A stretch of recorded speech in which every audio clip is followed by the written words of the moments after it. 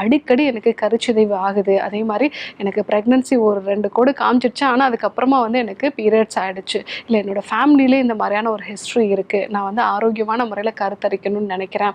So இந்த மாதிரியாக இருக்கக்கூடிய பெண்கள் நான் சொன்ன இந்த 6 வகையான உணவுகளை கண்டிப்பாக உங்கள் உணவில் வந்து சேர்த்துக்கோங்க. வேக வச்சு கருப்பு கொண்டை கடலை வந்து ஒரு கைப்பிடி அளவுக்கு நம்ம எடுத்துக்கலாம்.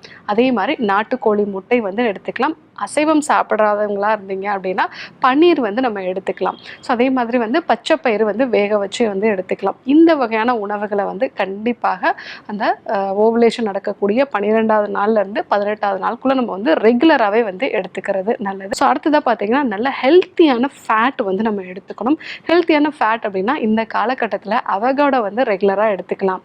ஸோ அதே மாதிரி வந்து கோகனட் ஆயில் வந்து நம்ம யூஸ் பண்ணலாம், இல்லை வந்து துருவின தேங்காயை வந்து நம்ம வந்து பயன்படுத்தலாம். ஏன்னா துருவின தேங்காய் அப்படிங்கும்போது அதில் நல்ல ஃபைபர் கண்டென்ட்டும் இருக்கிறதுனால அது வந்து ரொம்பவே யூஸ்ஃபுல்லாக இருக்கும். ஸோ இந்த காலகட்டத்தில் ஒரு கைப்பிடி அளவுக்கு துருவின தேங்காய் வந்து காலையில் வெறும் வயிற்றில் நம்ம வந்து எடுத்துக்கலாம். ஸோ அந்த மாதிரி எடுத்துக்கிட்டிங்க அப்படின்னா உங்களுடைய அந்த கருமுட்டை உருவாகிறதுக்கு தேவையான ஹெல்த்தியான ஃபேட் வந்து நமக்கு கிடைக்கும்.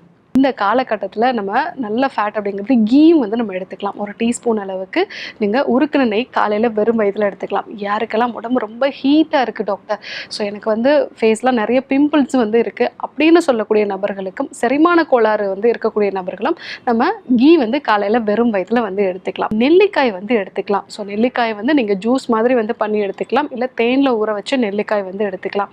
ஸோ அதே மாதிரி மாதுளம் பழம் வந்து நல்ல நாட்டு மாதுளம் பழம் வந்து விதை இருக்கக்கூடிய மாதுளம் பழமாக வந்து நம்ம எடுத்துக்கலாம்.